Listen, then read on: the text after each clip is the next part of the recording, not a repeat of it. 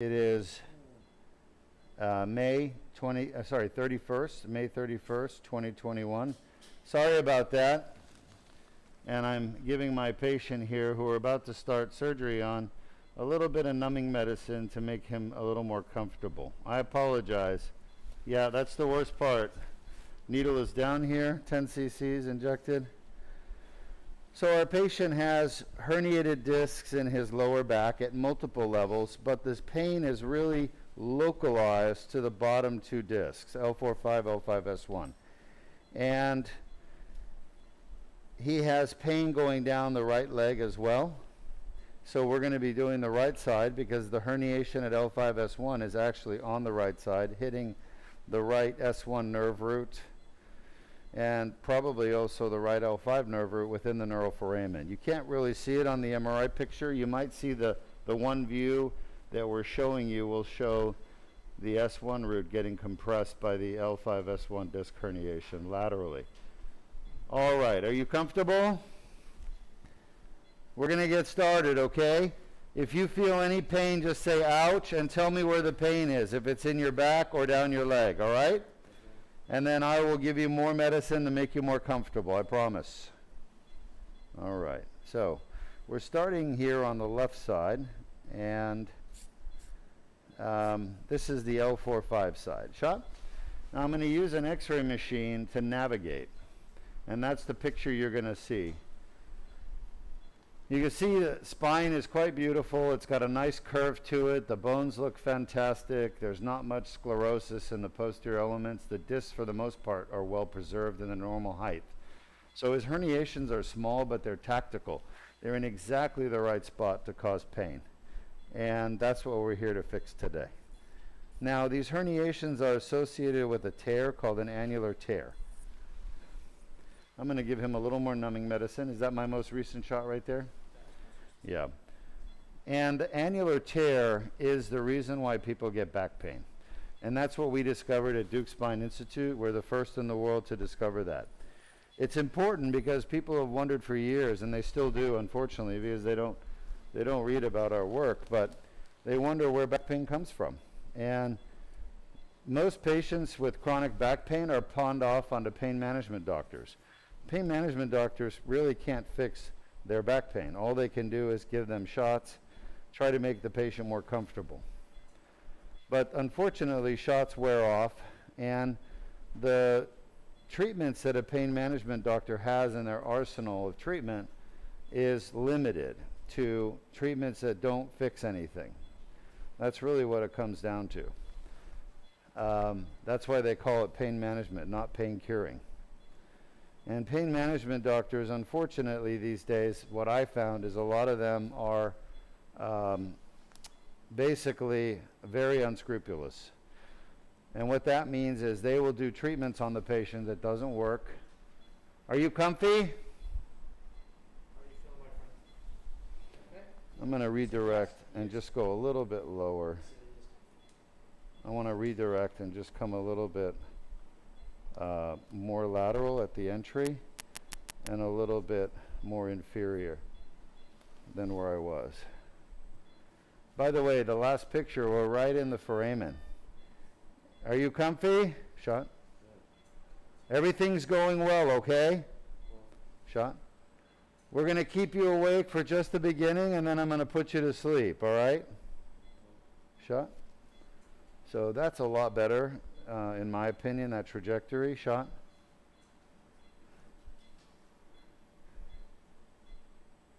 Shot. And, you know, it's no fault of the pain management doctors. They're just limited in their tools that they have available to treat patients. So a lot of their treatments are temporary. There's really no permanent treatments of pain that they have available. It turns out that the sources of back pain determine the best treatment. Are you okay? Where do you feel that? AP? Left side of your back? Yes. All right. Now the disc we're aiming for is L4-5. There's a herniation here, and it's on the left side. Herniation means there's a tear and the tear has jelly pushing out, the nucleus pulposus pushing out through the tear, causing inflammation. So the needle looks really good there on the AP view. We're way underneath the nerve root that's actually exiting. You okay? Doing okay. Andy, right? I can feel the herniation. He said yes. Any pain there? On the Just the left side. All right.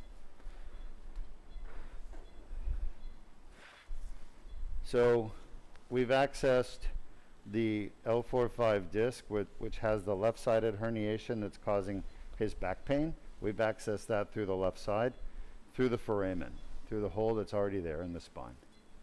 Are you comfy? All right. Let's get a little more local. I'm going to give you a little more local medicine, okay, just to numb things up. Remember our deal. If you have pain, you tell me, you say ouch, tell me where it is, if it's in your back or your leg, and I'll give you more numbing medicine. But don't try to come off the table, okay? 3 more cc's injected. Deal?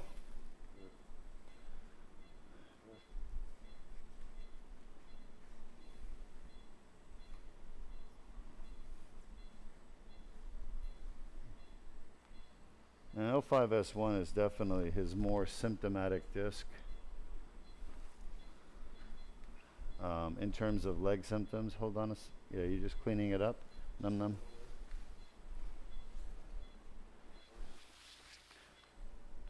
It's not terrible, but I see what you mean. You're off a little bit.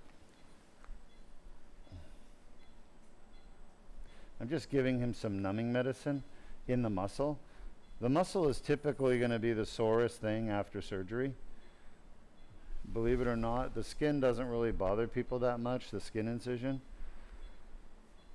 And there's nothing in the disc that we're doing that's really going to bother him. Any way to bring the collimator down a little, or I just don't want to keep radiating my fingers. Shot.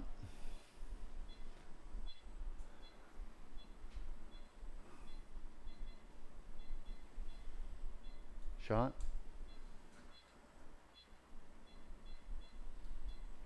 Shot. All right, let's get an AP view, see where we are. So at this point, I've already placed the L4-5 spinal needle through the foramen on the left side because that's where the herniation is at L4-5, the worst. And now we're going for the L5-S1. Yep, that's what I needed to know. Thank you. The L4-5 is in perfect position. The L5-S1 we're working on right now. We use X-ray guidance. X-ray is the most effective way to navigate to the spine shot during surgery. Shot. All right, good. I can feel the facet joint. Shot. Shot.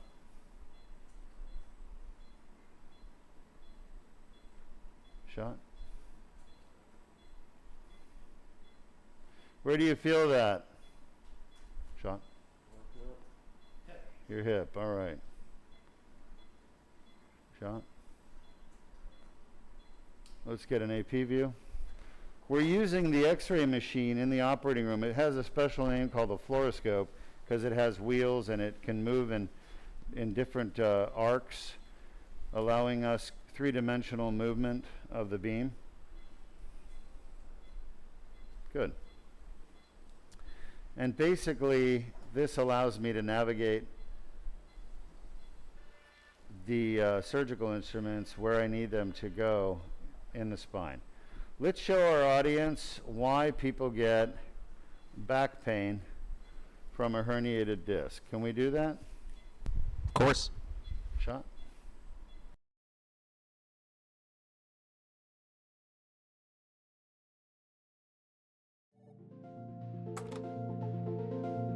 Traumatic injury to the disc can cause annular tears to form.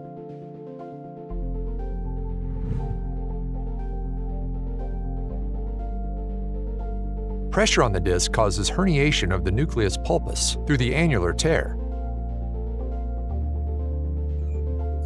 Inflammatory tissues develop within the annular tear, causing back pain.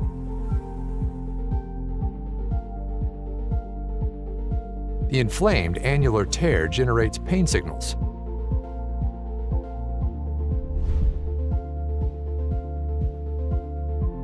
Additional injuries can cause symptoms to worsen.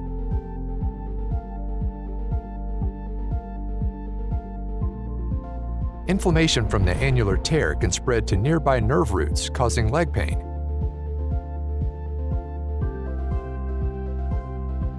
Signals travel up nerves to the brain, causing localized back pain.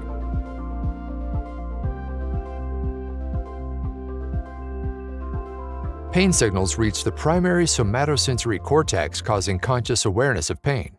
If you have a herniated or bulging disc and back pain, submit your MRI for a free review at www.mri.deukspine.com. All right, so here we are. We're still navigating. Where do you feel that hip? Huh? You said yes. All right. We're still navigating to L5-S1. He's feeling it right where you're pressing. Yep. We're very close to being in exactly where I want to be.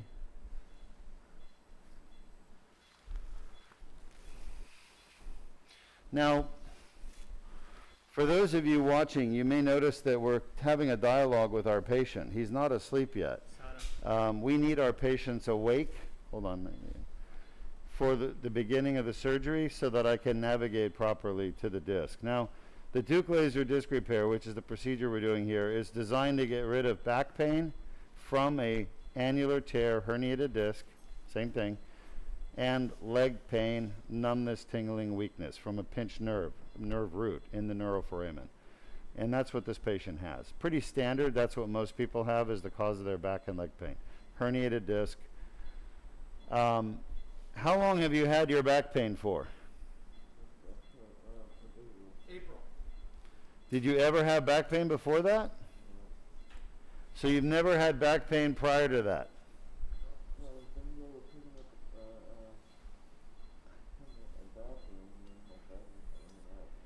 He was cleaning up his bath and his back just fell. I see. Okay. All right. So his pain started really bad in April. And when did the leg pain start?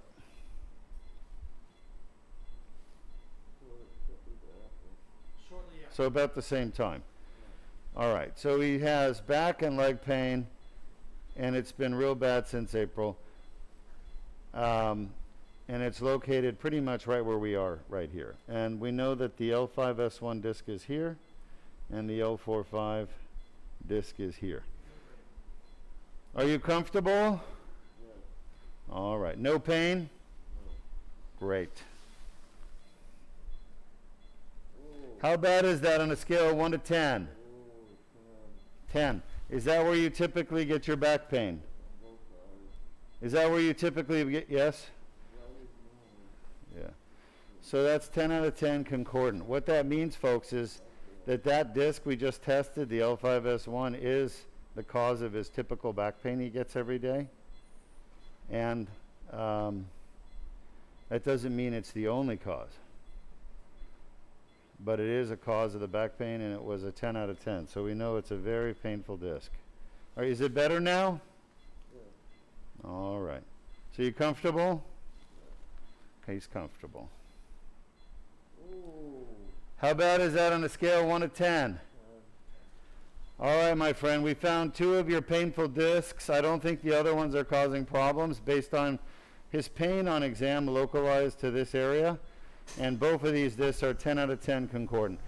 We're going to put you to sleep. When you wake up, that pain you felt, you won't feel it anymore. It'll be gone for good. Sound good? All right. He said wonderful. So our patients are awake, in the beginning while we do this part of the surgery because it's necessary. Otherwise, I'd have them asleep already. And what we've learned from him, number one, he helped me get to where I need to go, but also I verified that those 2 discs, L4-5 herniation, L5-S1 herniation, definitely causing his typical back pain. And that's important information to know, right? If you're going to go fix someone's pain, how can you fix it if you can't find it?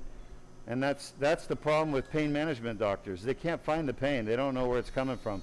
So they literally just give you pills or shots, and all they do is temporarily make the body feel better, but they don't actually address the source of pain. And the source of pain is what we figured out at Deuk Spine Institute.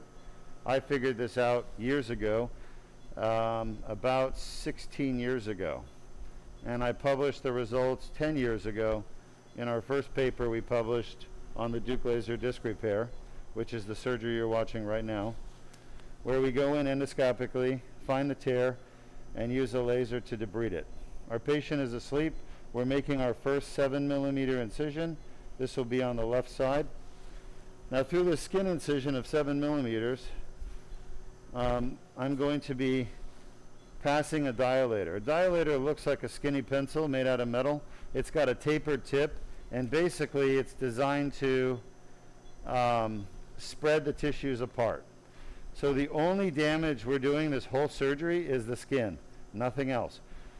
Below the skin is fat, we're not damaging it. Below that is what's called fascia, which is what I'm going through right now.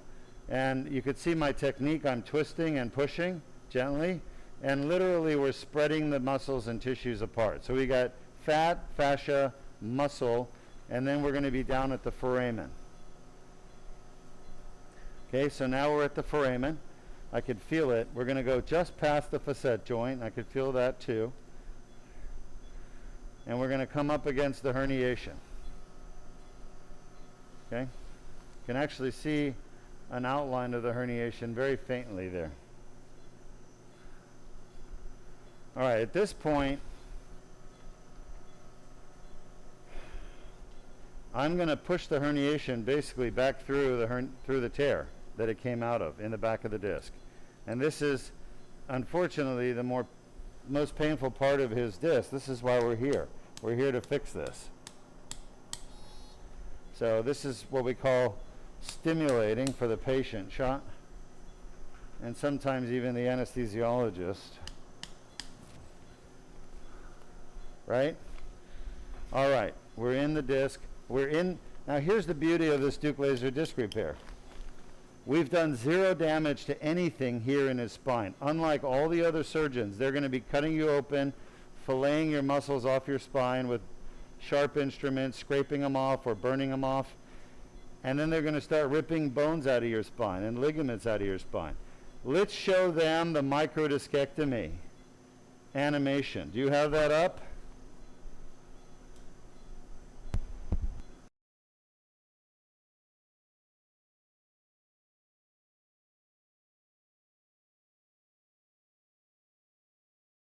Why don't you go ahead? Surgeons will be ripping out bone and ligaments, destabilizing the spine, and then you're going to need a fusion. With this surgery, since we're not removing any of the normal stuff, we get to preserve the normal spinal anatomy and stability. All right, we're going to go through the side, and why don't you run the video showing our audience how the Deuk laser disc repair works to cure back pain and leg symptoms. Sean?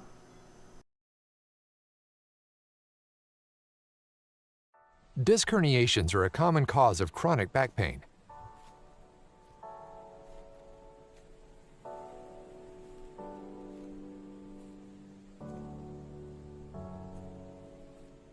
The inflamed annular tear causes back pain. Inflammation of the nerve roots causes leg pain. A Band-Aid-sized skin incision is made.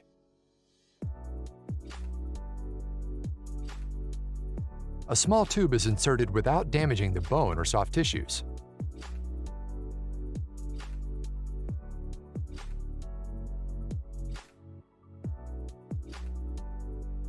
The laser removes the herniation and debrides the annular tear. The annular tear heals on its own.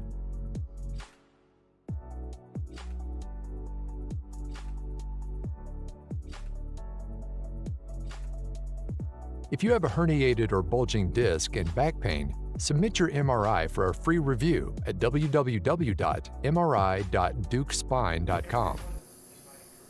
Yeah, welcome back. I'm Dr. Deuk Machen, and we are just getting ready to do our first disc repair, Deuk laser disc repair, endoscopic with a laser.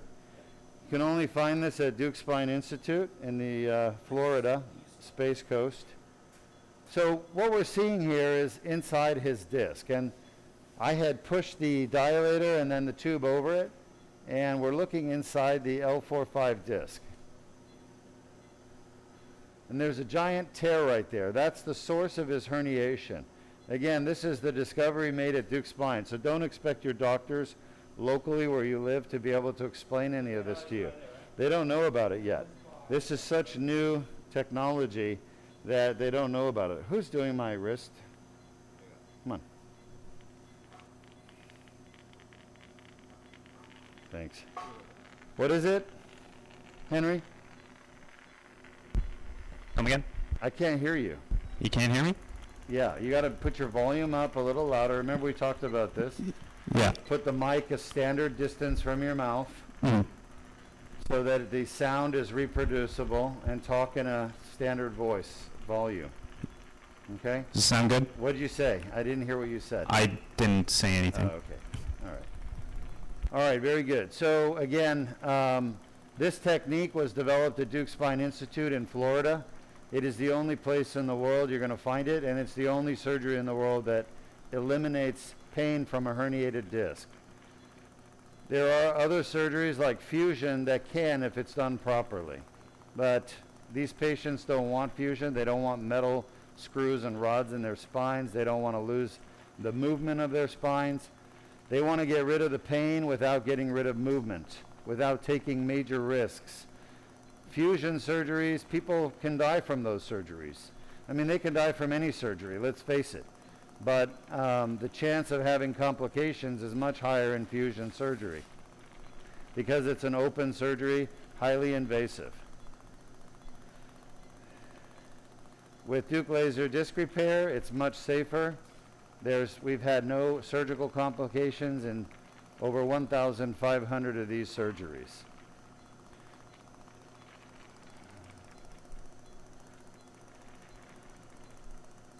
So in 16 years of doing this surgery, I've had one anesthesia complication patient, but no surgical complications.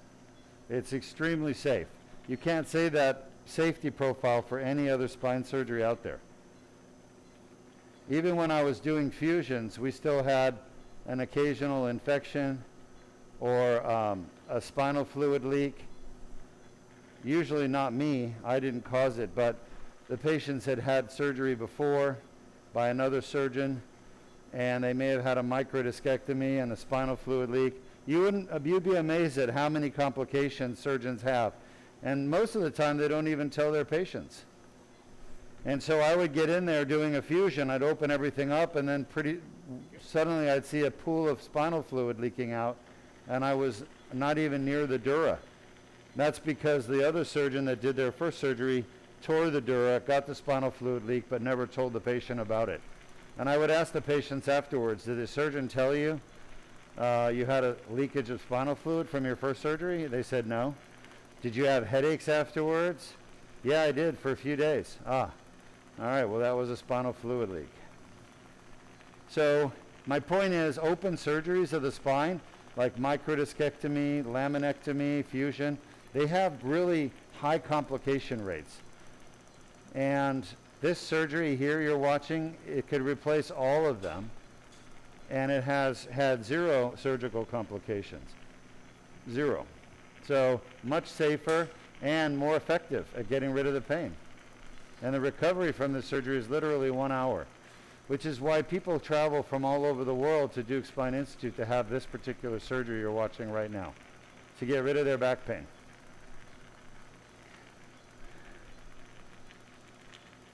Any questions from our audience?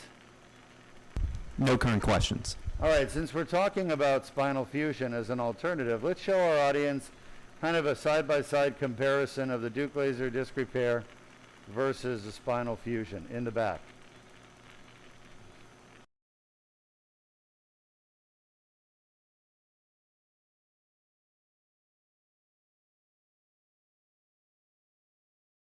Deuk laser disc repair, a comparison with traditional spinal fusion surgery. A patient with chronic back or neck pain originating from a symptomatic disc injury could undergo either traditional spinal fusion or less invasive Deuk laser disc repair. This MRI represents a typical case with L4-5 and L5-S1 symptomatic discs. A symptomatic disc causing neck or back pain can include bulging discs, herniated discs, ruptured discs, degenerative discs, protruding discs, spinal stenosis, radiculopathy, and sciatica.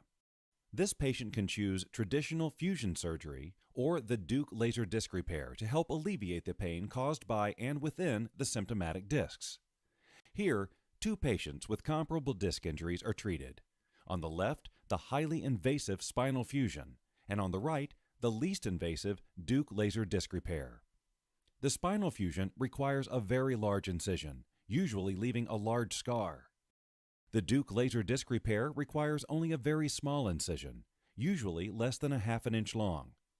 In this small opening, a cylindrical rod, called a dilator, is inserted to gently spread the muscle to create a small passage and guide through which the surgery is performed endoscopically. The incision for the fusion continues, including penetrating the skin, fat tissue, and multiple layers of muscle through to the bone. With the Deuk laser disc repair, a mallet is used to advance the tip of the dilator into the symptomatic disc. A tube, called the tubular retractor, slides over the dilator and is carefully positioned into the disc, again using the mallet. The rest of the entire Deuk laser disc repair surgery will occur inside this narrow tube. To access the spine, the spinal fusion requires the muscle to be separated from the vertebrae. This very invasive action causes trauma and permanent damage to the muscles. Whereas in the endoscopic Deuk laser disc repair, the muscle is not damaged. The endoscope camera is inserted into the tubular retractor to allow the surgeon to guide the laser inside each symptomatic disc. To accommodate the fusion hardware, a large bone grabber is used to perform a laminectomy by removing bone from the spine. The fiber optic laser used in the Deuk laser disc repair is manipulated with great accuracy to remove only painful inflammatory tissue from the disc. In this highly magnified view, the laser is used to precisely remove damaged disc material that is causing the pain. The laser is debriding, or essentially vaporizing, damaged tissue in the disc's outer layer, or annulus, specifically at the annular tear, the source of the rupture or herniation and pain. After the fusion patient's damaged discs are removed, a metal or plastic cage housing bone grafting material is inserted in place of the removed discs. Once the laser has removed the painful part of the annular tear, the endoscope and tubular retractor are removed, leaving less than 1/2 inch incision in the skin, which is closed with a single stitch, Steri-strips, and a Band-Aid. Total time for the Deuk laser disc repair surgery, approximately 1 hour. The fusion, however, is still underway. Holes in the spine must be tapped in preparation for the large pedicle screws that anchor the fusion hardware. The Deuk laser disc repair patient is in recovery usually 45 to 60 minutes before release to go home. The fusion screws are inserted into the bone, as shown in the X-ray. After all screws are in place, rods are used to connect the screws together to prevent movement of the secured vertebrae. Crosslinks are added to bridge the rods together for additional stability. Fusion hardware, by design, is to fuse joints that normally move, preventing natural movement in the damaged portion of the spine. Whereas with the Deuk laser disc repair, there is no loss of movement. Normal movement and flexibility of the disc and joints is preserved. The Deuk laser disc repair patient is soon back home, enjoying life, with a very fast recovery, allowing normal activities without pain. Meanwhile, bone graft material is placed throughout the fusion surgery site. These morselized pieces of bone will eventually grow together to help promote the fusion process. Prior to closing the wound, a temporary drain is installed to allow excess fluid to drain. Average surgery time of a traditional 2-level fusion is 2.5 hours, with an additional 3 to 4 hours in the recovery room. As we've seen, in comparison, a spinal fusion requires a much larger incision and results in a significant amount of scar tissue. The Deuk laser disc repair's 1/2 inch incision leaves no scar tissue around the spine or nerves. A large amount of bone is removed with a spinal fusion. With the Deuk laser disc repair, no bone is removed. Each disc is accessed through a natural opening in the spine. The entire disc is completely removed in a spinal fusion, even though only 5% may be damaged. The Deuk laser disc repair leaves the normal parts of the disc in place and removes only the painful annular tear on the damaged disc. Fusion requires hardware, including screws, rods, plates, etc. The Deuk laser disc repair does not require any hardware. The patient is totally hardware-free. Fusion surgery is very invasive. Cutting and moving the muscle structures and tissues for a spinal fusion causes trauma, resulting in permanent damage to the muscles. Whereas with the Deuk laser disc repair, there is no damage to the muscles. The Deuk laser disc repair is the least invasive surgery available to repair a damaged disc. With spinal fusions, patients are required to take highly addictive narcotic painkillers, which can cause constipation, bowel, and bladder complications. Due to the minimal pain, narcotics are not needed with the Deuk laser disc repair. Spinal fusions have a high risk for infection. The Deuk laser disc repair has a very low risk for infection. In the 7 years the Deuk laser disc repair has been performed, there have been no infections. Spinal fusion surgery has a very long recovery and requires a great deal of physical therapy and time to heal from the trauma in the muscles and the spine itself. Whereas the recovery from Deuk laser disc repair is in a matter of hours or days, rather than weeks or months. With fusion, the spine is being fused together, losing movement. Whereas there is no fusion with the Deuk laser disc repair. Normal movements of the joints in the spine is preserved. Spinal fusion results in loss of mobility. There is no mobility loss with the Deuk laser disc repair. In fact, most Deuk laser disc repair patients experience improved mobility after the surgery. The Deuk laser disc repair is FDA approved. All the instruments and equipment used are FDA approved. This proprietary surgery itself has been peer-reviewed and published and is performed exclusively at the Deuk Spine Institute. With the highest published success rate of 95%, the Deuk laser disc repair is proven to be the most successful and least damaging spinal surgery in the world for the treatment of symptomatic damaged discs causing back pain, neck pain, sciatica, and radiculopathy due to herniated, degenerated, or bulging discs. All right, welcome back. I'm Dr. Deuk Majin, and we just finished the left L4-5 annular tear. And now, let me do one more irrigation.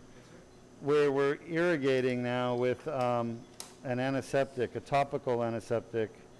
It's called betadine, and I've talked about this before, but I grew up in surgery back in the 90s, 2000s, using a topical antiseptic in surgery called bacitracin. And unfortunately, there was some bad stuff that happened, not with the use topically, but intramuscular injections. So it's been very hard to find bacitracin anymore because it's basically fallen out of favor. It's crazy because it was used for 50 years probably in surgery, general surgery, neurosurgery, all types of surgery, as a cleanser for the wound when the surgeon was done. You know, you just kind of sprinkle it around, irrigate, wash things out. In case there's any bacteria in there, it kills it. But we've had to find an alternative, and really betadine is a wonderful alternative because it was developed by NASA, the space agency, and it's a broad spectrum antiseptic, and it's safe as long as you don't have an iodine allergy. So that's what we use in our cases now. That's what that brownish water is. Okay, we're done with L4-5. You want to put about that much pressure? Yeah. Perfect. Well, now we're going to go to L5-S1. Remember, we've tested both of these herniated discs earlier with a discogram and incision. Yes. We found that both of them are causing 10 out of 10 pain for this patient. Horrible back pain. So if you go see a spine surgeon, most likely they're going to tell you they can't fix your back pain with surgery, or there's a 50-50 chance it's going to get better. The reason for that is they don't know what causes back pain. But at Deuk Spine Institute, we figured out the causes of back pain.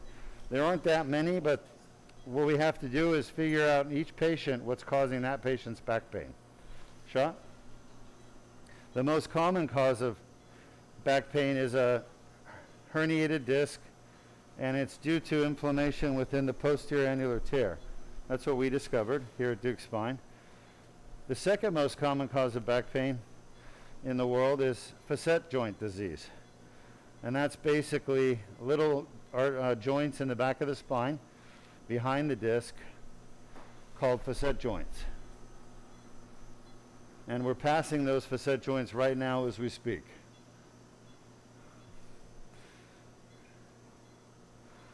The patients that this surgery, Deuk laser disc repair, works for are patients with disc pain, not facet joint pain. For facet joint pain, we have to do a different procedure, and we have 3 of them that work. One is called a radio frequency ablation. He's a little, let's try to make him a little more comfortable. The second one is called a endoscopic laser rhizotomy, and the third one is called a Deuk plasma rhizotomy. So we have 3 treatments that are very effective for treating facet joint pain and eliminating it. The most aggressive is the plasma rhizotomy because it delivers the most energy to the pain nerve associated with the facet joint. All right, other causes of back pain include the sacroiliac joints, left and right, and the piriformis muscles, right and left as well. The coccyx or tailbone can be a source of back pain, and fractures of the spine. You know, we see fractures from time to time that cause pain, typically in patients with weakened bones like osteoporosis or osteopenia. Let me know when I can proceed. Is that yes, I can proceed?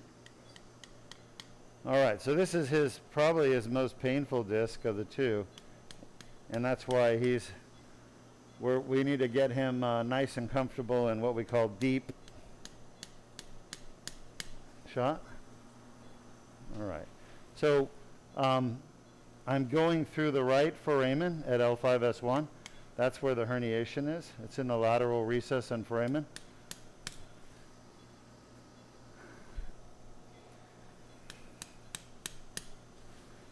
Hold on, take this. Yeah, I think it's good. Yeah, take it. Luis is taking the guide wire out. I'm just advancing it a little further. The dilator now. I get a lot of comments about the hammering. Folks, hammering is very, very safe as long as, I mean, I'm not you. You know, this is not a carpenter job. This is a neurosurgeon's job. So I know exactly how hard to hit the hammer and deliver enough energy to advance the dilator properly through the tear. And that's what we've done. So entering through the tear of the disc requires a little extra, and it's done with a hammer. So, all right, now we're going to put the tube. So the whole surgery is done with this tube. We work through this tube. It's called an endoscopic tube or endoscopic port. It's a tubular retractor. This is an open surgery. This is not a percutaneous surgery. Percutaneous surgeries are procedures actually done through needles. This is not a needle-based procedure, so it's not a percutaneous type surgery. This is an open surgery and it's done endoscopically. Shot. Open meaning there's an incision in the skin. Shot. All right, now we're advancing the tube into the disc space quite nicely. Again, we're going through a tear that's already there. I'm not creating any more damage in the disc. Remember, the herniation is where the jelly in the center moves out through a tear in the back of the disc. I'm not creating the tear was already there, and the tear is the source of his pain. So I'm just passing through that tear.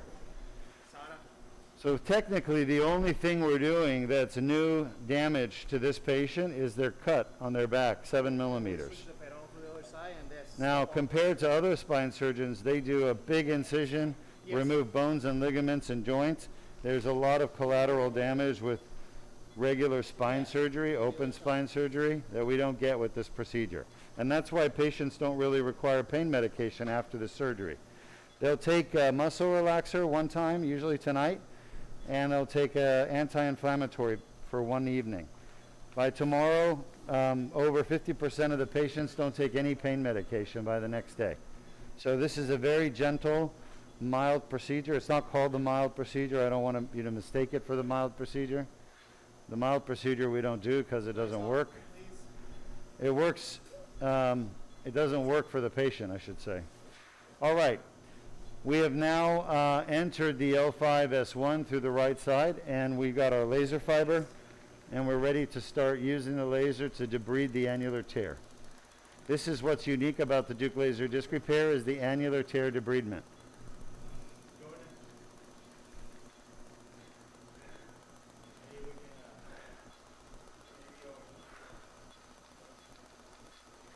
Removing the part of the herniation that sticks out has been done for many years, decades, in neurosurgery and in spine surgery in general. But cleaning up the annular tear is what I discovered and started doing with the laser 16 years ago. That was back in 2006. 2006 is when the first annular debridement was done, and it was done here at Deuk Spine Institute. In 2012, we published our first paper in a peer-reviewed journal called Surgical Neurology International, describing the Deuk laser disc repair, debridement, and discectomy. And then we published another paper a year later about the safety and effectiveness of this procedure. For those of you wondering, this is completely FDA approved. We use only FDA approved equipment and supplies, drugs, etc. This is part of the herniation right here.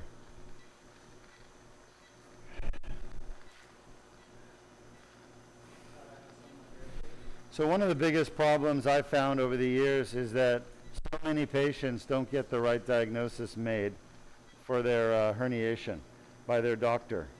The doctors tend to ignore the smaller herniations, or the ones that are located laterally, which are the most important ones, within the foramen or within the lateral recess. Lateral recess and foraminal herniations constitute 99% of symptomatic disc herniations, and they're missed by most radiologists. And of course, they're also missed by most surgeons. That's why there's so many people out there suffering with back or leg pain, neck or arm pain, and they're just pawned off by their doctors to pain management. Pain managements aren't going to be able to fix those problems.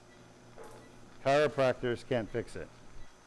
Okay, so there's only one way to fix a painful disc herniation, and that is either Deuk laser disc repair or fusion.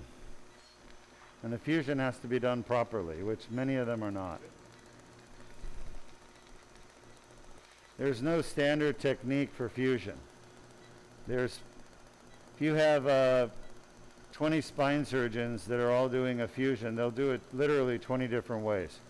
And you can watch their videos, but they won't show you their videos, of course. But you could watch their videos and see 20 different ways of doing the same fusion surgery, because every surgeon does it a little different.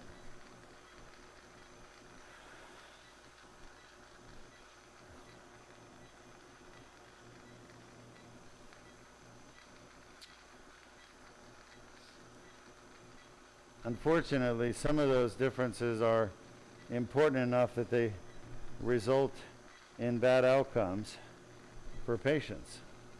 Consistently bad outcomes. This is all herniation, by the way. Herniated nucleus pulposus. Stains blue with our dye. So Luis, I don't know what the situation is on the contrast dye, because there's a national shortage. Yeah, but I don't need it for my procedures. If we are running low and Patel needs it. You understand what I'm saying? I'll sacrifice it for my procedure. Yeah. Because I can still do my evocative discogram. Yeah, just only with the Indigo and saline. Yeah, okay. We won't see it on the x-ray, but we don't need to. It's an evocative test, so.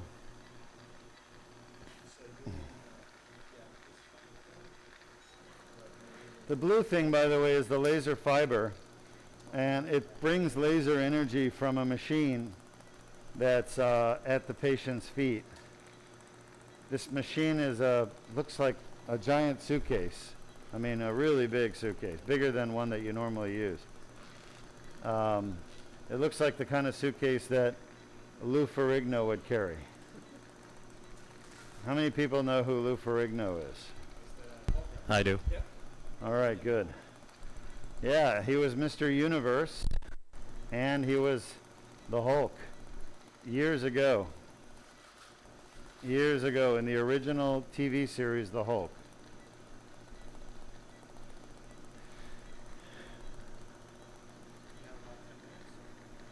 We have about 5 minutes, maybe 10 max. Yeah, things are going well. Yeah, I'd say 10 minutes. I think you're right. There's a bigger herniation than it looked like on the MRI here. This is all herniation. Huh? Yeah, the MRI doesn't look that bad. And that's part of the problem, is that a lot of doctors underread the MRI and ignore. Huh? Well, you got to get smarter. Yeah, you got to treat the patient, not the MRI, but you also got to learn. And the only reason we're able to learn is because I do the surgeries. So I've taken these patients that have smaller herniations that I believe are causing pain, but other doctors have ignored, and I'll do surgery on them. And the pain will go away. And the only thing I'm doing surgery on is that little disc thing. So I'm not doing other type of surgery. And it goes away every single time. Not just once in a while, but every single time consistently. That's how I learned about these annular tears being the culprit. You know?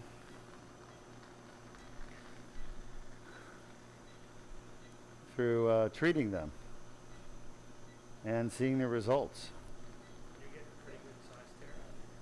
Yeah, huge tear. You can't really tell. You got to wipe that stuff. Yep. You can't really tell based on the MRIs a lot of times. It's really hard to see because a lot of those herniations get scarred, and the scarring kind of sucks them down, like encases them. And I mean, look at the size of this tear right here. It's hard to see it on the MRI. And so the first thing you got to know is the patient's pointing there, and that means the pain is localized to the L5-S1. And then you look at the MRI, thanks, and you can actually see the tear if you look carefully. And most of the time it looks like what's called a disc bulge. That bulge tells you there's a tear. So where a lot of doctors ignore disc bulges and say there's nothing to do, just go see pain management, I realize the disc bulge is an annular tear. All bulges have a tear. It must have some. Huh? It must have some type of tear. Yeah, you cannot have a bulge without a tear. It's impossible. So every bulge is a tear and a herniation. It's just a small herniation. But see, doctors are led to believe that you have to have a big herniation to have big pain. And I always use the baby rattlesnake analogy.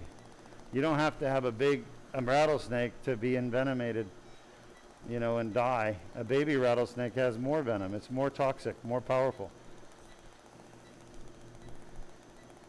Maybe it just injects more. MRIs of all different spectrums. Some that look really, really bad, right? Some that Yeah, I've seen people with horrible looking herniations that don't have any pain. So it's like the size of the herniation really doesn't matter. Look at that. There's all the inflammation right there. You see the pink tissue? Can you see the pink tissue there? Yeah. So that's a calcifying herniation. You can see the yellow edges right there. That's scar that's being calcified. And that's what was pushing on his nerve root. So I got to zap this stuff away. And there, see the blue stuff? That's all the interposed nuclear herniation right there. That's exactly what we expected to see. And that's what we're here to remove to get this patient better. All that blue stuff shouldn't be there.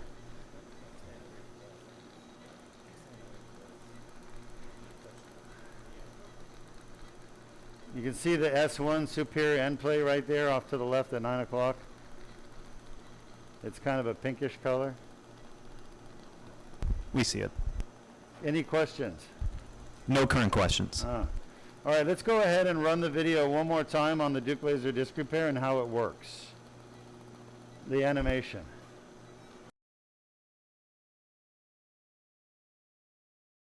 Disc herniations are a common cause of chronic back pain.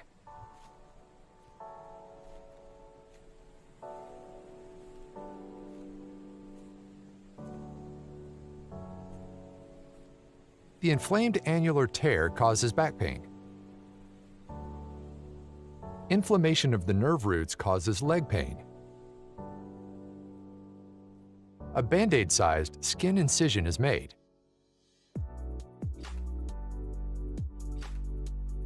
A small tube is inserted without damaging the bone or soft tissues.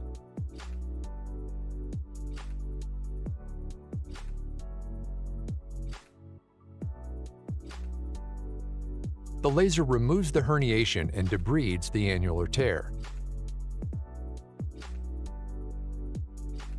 The annular tear heals on its own.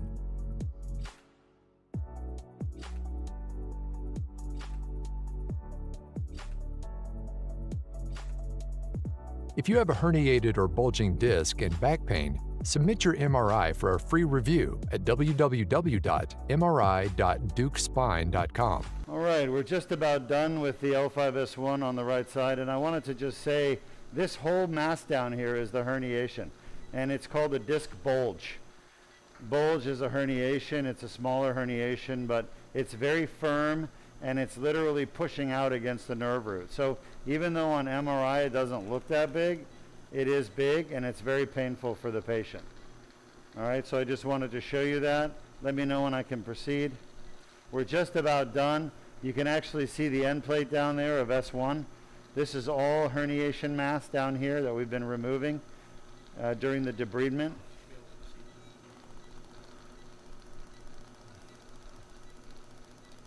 And we're literally about 2 minutes out, as long as we can get him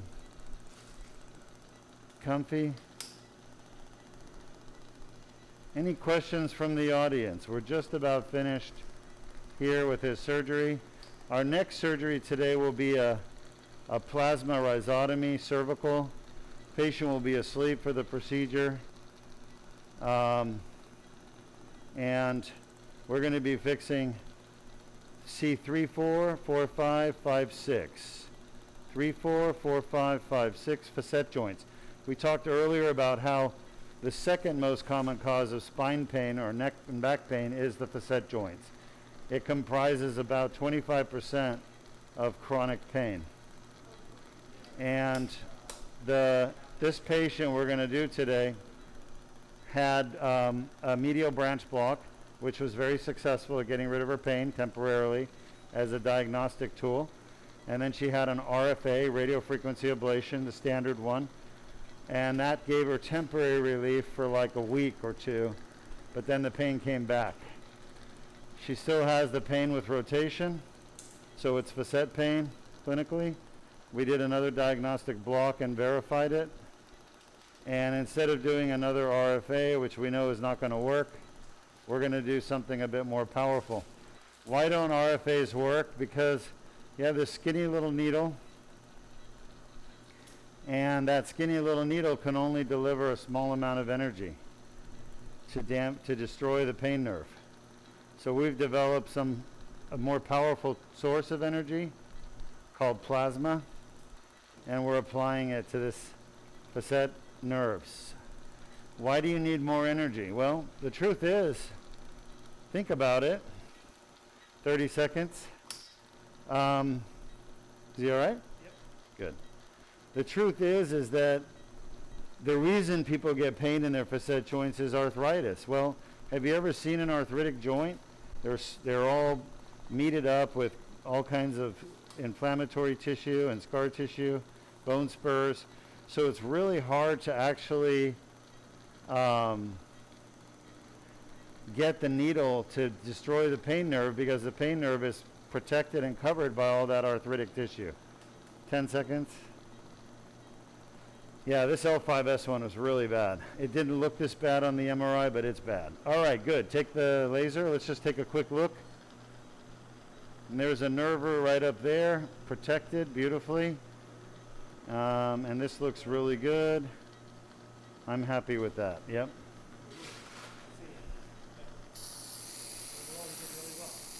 Great, thank you. Any questions you have, this will be the time to type them up, scope off. Let me just show you this area over here that we did the surgery, so you can see, careful.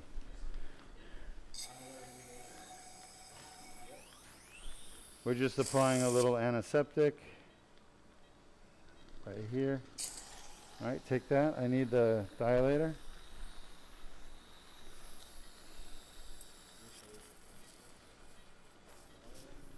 Okay, getting all the antiseptic out, getting this thing cleaned out. This thing being the surgical wound, running clean and clear.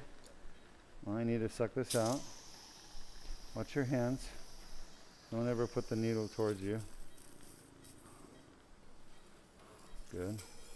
Perfect. All right, so we're done with this patient's surgery. Let me show you. Can you see this here, Henry? Yeah, we see it. The whole surgery is done with a little tube, and we're going to remove that tube. Now this patient, the only other surgery this patient could have had to get rid of his back and leg pain, spinal fusion, L4-5, L5-S1.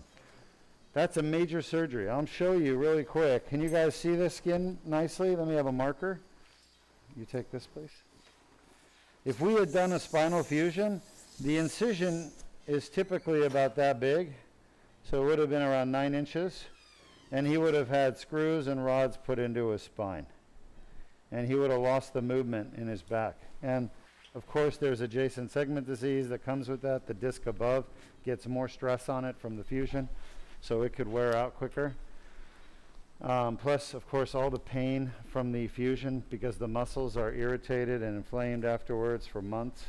So people need narcotic painkillers. With this surgery you're watching right now, this patient will take pain meds for one night usually, and by the next day that pain is completely gone. They don't take anything more. There's the incision for the surgery. Remember, we went right side L5-S1, left side L4-5. Everything went great. We lost about, 3 drops of blood, so less than 1 milliliter. This is outpatient surgery. This patient's going home in an hour, as opposed to going to the hospital and staying in the hospital for a week with fusions. All right, type your questions up and I'll be happy to answer them for you. Type them up in the dialog box. Our next surgery, which I don't think we're going to be broadcasting, so the next one after that is what? Yeah, I think this is our last surgery for the day that we're going to broadcast. We're pretty much done. The other 2 procedures are pain management. So type your questions up and I'll come answer them for you in a few minutes. Why don't you cut to one of our testimonials?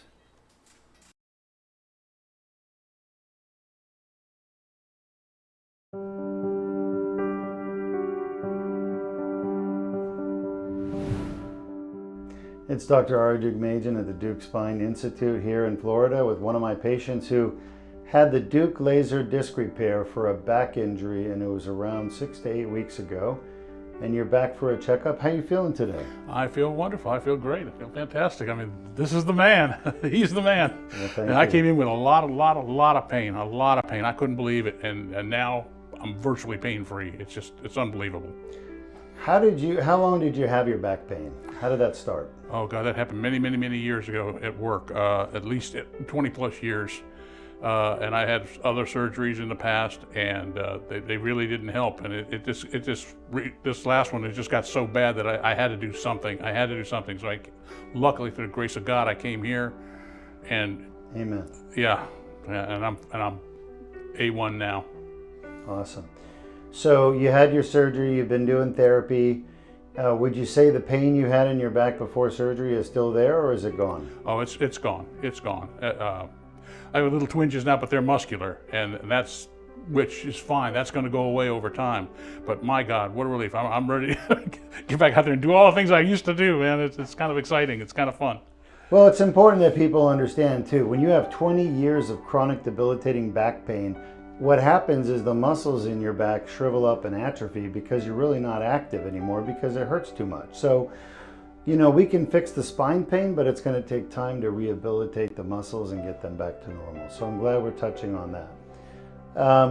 So what does your life look like now that we've gotten rid of your back and leg pain? Well, yeah, I'm going to go back to what I've always done and what I've always enjoyed doing, which is my automotive hobby. And I'm really looking forward to being able to actually lift things again and getting contorted angles that I used to get working undercars and stuff. It's just gonna be nice. Quality of life is it's Not too soon with any of that lifting engines all right, and all right, contorting all your right, all body. right, yeah, all right. But I have, all kidding aside, I have noticed over the years I developed a way to walk, almost a crab walk kind of thing, and I got used to it, and I got, well, that's the way it's going to be. I don't have that now. I mean, it took a little while because it was some pain trying to get the muscles to come back. But my God, you just stick with it. If you got to get it done, stick with it, because you're going to get better. You're going to get better. Well, congratulations. Is there anything you want to say to wrap things up to your audience? He's the man. Come see this guy. All right, congratulations. Thank you, doctor. You're God welcome, bless. sir. God bless you.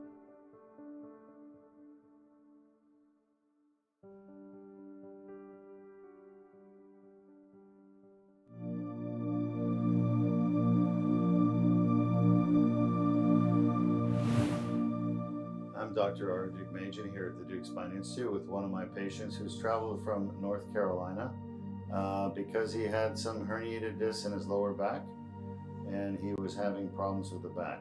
What kind of problems brought you to Deuk Spine Institute? Dr. Deuk, it was severe pain that I had never experienced before, and pain that scared me so much that I thought it was going to change the way I lived. I've got a family and I'm active, and it literally scared me to death. And as I'm talking to you right now, the hair standing up on my neck, the pain that I was suffering and where I thought I was, I didn't think there was going to be an answer. And you were pretty much bedridden. You couldn't get out of bed. I remember you showed up here in a wheelchair because any standing was causing sciatic type pain in your leg. Yeah, there was no doubt. And that's not an over exaggeration, where I could maybe get up, like stand for 15, 20 seconds so I could get to the bathroom to go urinate, for instance. But then when I got there, I had to lay on the floor so I could rest up a little bit so I could stand with pain to even be able to try to urinate. And this went on for 2.5 weeks. It was absolutely brutal. And there was no respite. Pain that I had in the past, I could find some position where there was some respite from the pain, and there was nothing. So your wife is a physician. Was she able to fix your back problem for you? I wish. No, I mean, she consoled me. And in the town that we come from, we know a lot of folks. And to be absolutely honest, we just weren't getting a lot of help. And like I said, we know a lot of folks, and it was prolonged, and we were talking about pain management and all that, and that's just not for me. And like I said, I was scared to death. The problem with pain management, unfortunately, is that it doesn't fix the issue when you have a herniated disc and back pain from a herniated disc, because you need surgery on that disc to repair it. That's what the Deuk laser disc repair did. And you can actually see here that we went into his disc with the endoscope and we were cleaning out the herniation with the laser.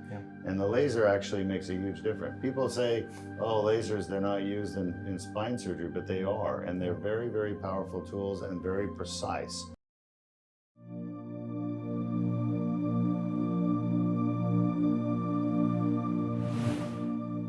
I'm Dr. R. Deuk here at the Deuk Spine Institute with one of my patients who's traveled from North Carolina because he had some herniated discs in his lower back and he was having problems with the back. What kind of problems brought you to Deuk Spine Institute? Dr. Deuk, it was severe pain that I had never experienced before, and pain that scared me so much that I thought it was going to change the way I lived. I've got a family and I'm active, and it literally scared me to death. And as I'm talking to you right now, the hair standing up on my neck, the pain that I was suffering and where I thought I was, I didn't think there was going to be an answer. And you were pretty much bedridden. You couldn't get out of bed. I remember you showed up here in a wheelchair because any standing was causing sciatic type pain in your leg. Yeah, there was no doubt. And that's not an over exaggeration, where I could maybe get up, like stand for 15, 20 seconds so I could get to the bathroom to go urinate, for instance. But then when I got there, I had to lay on the floor so I could rest up a little bit so I could stand with pain to even be able to try to urinate. And this went on for 2.5 weeks. It was absolutely brutal. And there was no respite. Pain that I had in the past, I could find some position where there was some respite from the pain, and there was nothing. So your wife is a physician. Was she able to fix your back problem for you? I wish. No, I mean, she consoled me, and in the town that we come from, we know a lot of folks, and to be absolutely honest, we just weren't getting a lot of help. And like I said, we know a lot of folks, and it was prolonged, and we were talking about pain management and all that, and that's just not for me. And like I said, I was scared to death. The problem with pain management, unfortunately, is that it doesn't fix the issue when you have a herniated disc and back pain from a herniated disc, because you need surgery on that disc to repair it. That's what the Deuk laser disc repair did. And you can actually see here that we went into his disc with the endoscope and we were cleaning out the herniation with the laser. And the laser actually makes a huge difference. People say, oh, lasers, they're not used in spine surgery, but they are. And they're very, very powerful tools and very precise. So we were able to clean out your discs, remove the herniation. And how do you feel today? I feel great. I mean, it's probably, I mean, I know I'm on camera right here, but I literally could not walk into the office yesterday. And I mean, you're gonna see my shorts and everything, you'll have to edit, whatever, but I'm able to walk. That's awesome. And I'm just, it wasn't even close. I was actually, and I don't know if you can tell from the camera that what my personality is, but I try to be very polite, and I was apologizing for profusely sweating because I hurt so bad. It's not because of the Florida heat by any means, it's because I hurt so bad. I never experienced pain like that. And like I said, there's no because you're a redneck too.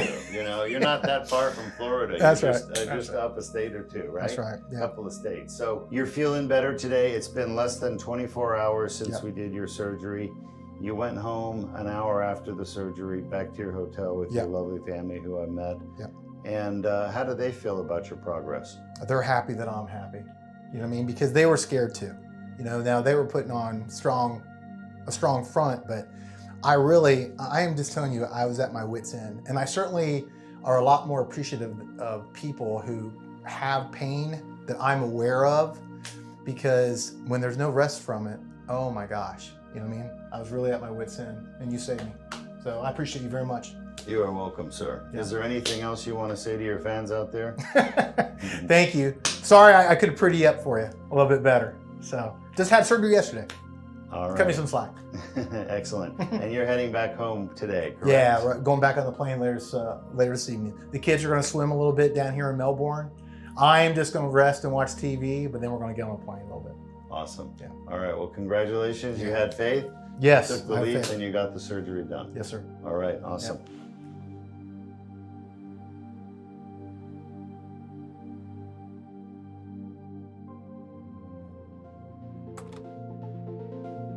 Traumatic injury to the disc can cause annular tears to form.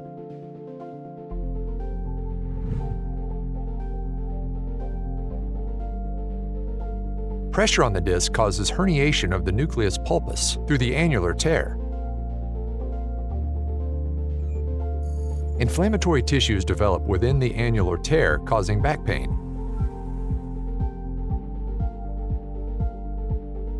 The inflamed annular tear generates pain signals.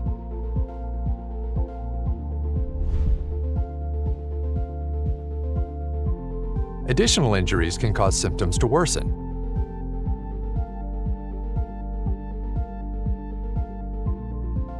Inflammation from the annular tear can spread to nearby nerve roots, causing leg pain.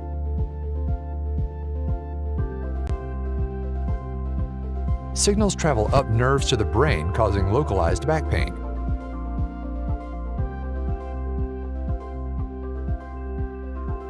Pain signals reach the primary somatosensory cortex, causing conscious awareness of pain. If you have a herniated or bulging disc and back pain, submit your MRI for a free review at www.mri.deukspine.com. Disc herniations are a common cause of chronic back pain.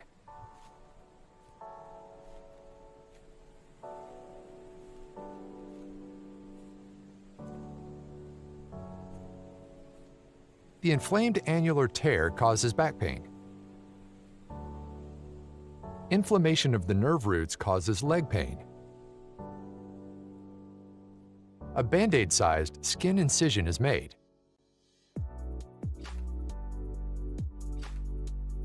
A small tube is inserted without damaging the bone or soft tissues.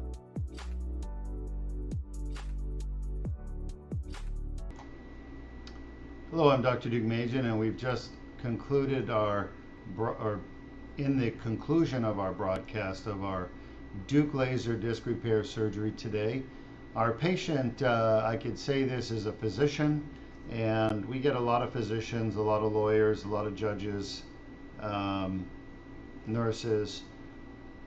What does that tell you? Healthcare providers understand that these Deuk laser disc repair surgeries are quite amazing in the medical field. They want this for themselves. They really don't want metal in their back infusions. Unfortunately, the vast majority of spine surgeons don't know how to do endoscopic spine surgery, or they're not motivated to learn to do it for financial reasons or time constraints. But again, it always comes down to money.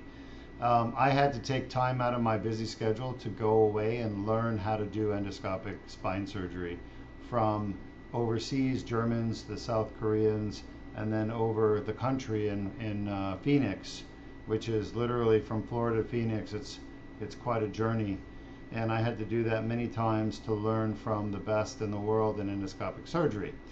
And then I applied the laser to my procedures and started doing what's called an annular debridement, and lo and behold, people's back and neck pain went away completely.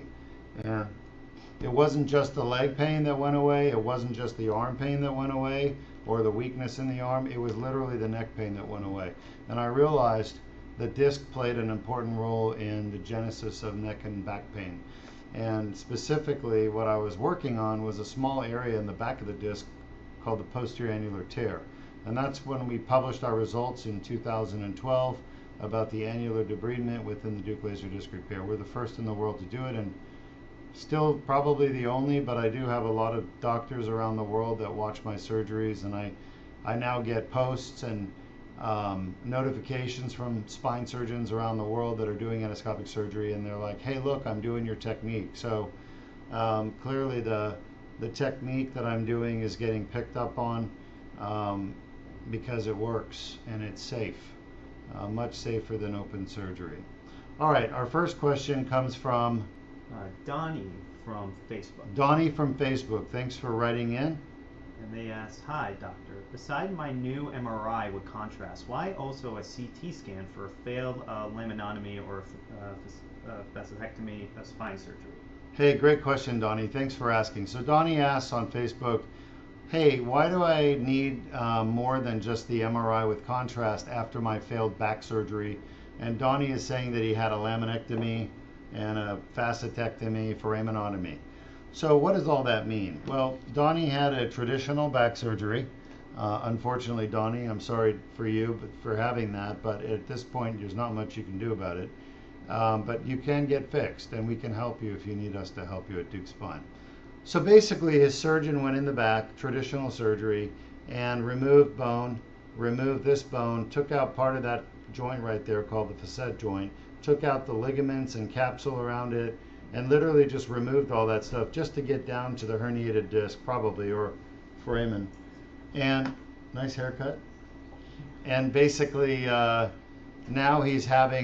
Johnny's having either back pain, recurrent leg pain, leg symptoms, could be numbness, tingling, weakness, fatigue.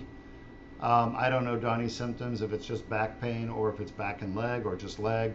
But, you know, everybody fits into that category of back pain, back and leg pain, or just leg symptoms. So it's like one of the three.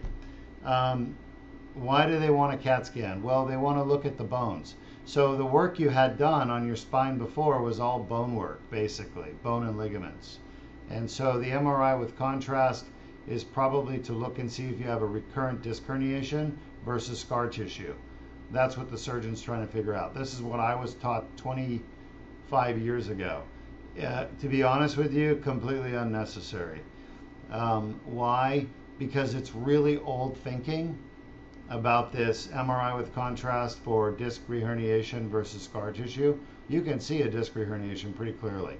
Now, if your surgeon is worried about an infection, that would be a good reason to get contrast. If your surgeon's worried about tumors and regrowth or recurrent or residual tumors in your spine, good reason to get contrast. However, just to see if there's a recurrent disc herniation versus a residual herniation versus scar tissue, you really don't need it. The CAT scan, I agree with. It's important to see what kind of bony narrowing there is, because the nerves come out through these holes, and it could either be a soft disc herniation or ligaments that are thickened, and those are not seen well necessarily on a CAT scan, but they're seen well on an MRI. Or it could be the facet joint is hypertrophied, or there's a fracture of your bone here called the pars interarticularis. So those things can be seen on the CAT scan, but not the MRI. So basically what it comes down to in simple terms, the MRI shows certain things, the CAT scan shows things the MRI doesn't show. So I would, or if it was me, I would order an MRI and a CAT scan. I don't think the contrast is necessary unless she's worried about an infection or a tumor in your spine. Hope that helps. By the way, you're welcome to submit your imaging to Deuk Spine Institute. We do free MRI, CAT scan evaluations to figure out why people have their back or neck pain and give advice to them in a consultation that's free, and it's virtual, meaning we do it all over the internet. So you don't even have to leave the comfort of your own home. Go to mri.deukspine.com. We're going to go ahead and post that link right here in Facebook and on YouTube. mri.deukspine.com, and you can get yourself or somebody you know that's suffering with back or neck pain a free professional evaluation by me, experienced spine surgeon. If you don't need surgery, I'll tell you that. If you need surgery, I'll tell you that too. But basically, this is a service to help people. We do it basically as a community service. We don't get paid for it. We get no money from it. It's basically to help people get their head straight on what we think is wrong. I get a lot of people that get free MRI reviews, and a lot of them don't listen to me. It's pretty funny, but I think it's funny because I understand my level of understanding and experience compared to other spine doctors, but it's not funny because these poor souls are basically searching for answers, and they're so confused, they have no clue where to go and what to believe. And unfortunately, a lot of them end up leaving and going down some other path, and I know that that path is going to end up just going nowhere. It's going to lead to misery and pain and suffering. So hopefully eventually people understand I have good intentions of helping you get better. I have really no other reason to do it. But anyway, mri.deukspine.com. You can also check out our app, which is free for the iPhone, free for the Android. You can go download Deuk Spine Institute app. There's a lot of useful information on the app. I've enjoyed our time together. Do we have any other questions? One just popped up. One question just popped up. Thank you. I like questions. Gives me something to talk about. And this comes from Reiko Pilot on YouTube. And they asked, you told me I need surgery, and I believe you, for cervical. Why do other doctors not see the nerve compression? And how can I and other patients advocate for ourselves? Great question. Oh, wow. I love the question. So, Reiko Pilot on YouTube, thank you for asking. And you said something interesting. You said, you've already told me I need surgery. So, I honestly don't remember you, but it could be that it's the Reiko Pilot thing throwing me off versus your real name. Long story short, and I don't need to know your real name. Long story short, you're asking an amazing question. You're asking a question that says, why do you see something that can be fixed with surgery, but other surgeons don't? The answer is actually complicated. You actually also said, why do you see nerve compression when the other surgeons don't? So this is a loaded question, right? There's a lot of different things we got to talk about. But I want to start by saying that the typical spine surgeon is either a neurosurgeon or an orthopedic surgeon, okay? And what they're looking for is a pinched nerve, okay? And I'm going to use a model to show you. So this is a spine model, bone, bone, disc, and that right there, that red thing is a herniated disc, and it's hitting on the nerve, okay? So neurosurgeons are always looking for pinched nerves to unpinch. That's their reason to do spine surgery. Now, a newer reason has evolved over time, that is another reason to do spine surgery, and it's called deformity. And what deformity means is that the spine normally has a curved here and a straight here, if you look front back. And now deformity could be scoliosis, where the spine is twisting, or it could be flat back deformity, where the spine is kyphosing forward, like that. Or it could be a listhesis, where the bones are slipping on each other. So neurosurgeons, and now neuro and orthopedic surgeons, spine surgeons, good spine surgeons, the best ones, but they're tier down, tier 2, they are looking for pinched nerves or deformity.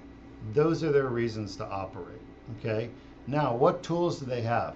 They have laminectomy, foraminotomy, and they have fusion, and they have artificial discs, all right? Those are their only tools. What they do is they look at the MRI for nerve compression or deformity, and that's what they're trying to fix, okay? There's now a new thing to look for that they haven't figured out yet, and that is what I've been trying to teach people for the last 10 years through these broadcasts. That new thing is, come on in, a tear in the back of the disc called an annular tear, and that is where the back pain comes from. So when you say they don't see the reason to do surgery, they're not looking for the annular tear. I am. So that's number one. Why? Because I know the annular tear is the cause of back pain or neck pain. They don't. They haven't learned that yet. It's so new, this technology, they have no clue it even exists. So they're not looking for the same thing I'm looking for. Now, I also look at deformity, and I also look for pinched nerves. The other thing is that I can see pinched nerves they can't see. Why? Because I know how to actually read an MRI scan better than the radiologist, better than most surgeons. Why? Because to me it was important for me to understand the MRI is just a visual representation of what's going on inside the spine. And the more you can read it and interpret it and look at the slices, the better you're going to be at putting pieces together to understand what's going on for the patient. So to me, it was very important to be an expert, really a master at reading MRIs. Most spine surgeons don't take the time to learn how to read MRIs properly. They just go based on the radiologist's report. Well, the problem is the radiologist is like looking at a battle from binoculars from miles away and just watching what's going on. They can't really see the details of the battle. They don't know what's really happening, what's happening with the troops, what's happening with the munitions. Are we making gains? Are we not making gains? Are we in the trenches? How are we fighting this battle? What's going on in the air? So the radiologist literally has just a binocular view of the landscape of what's happening.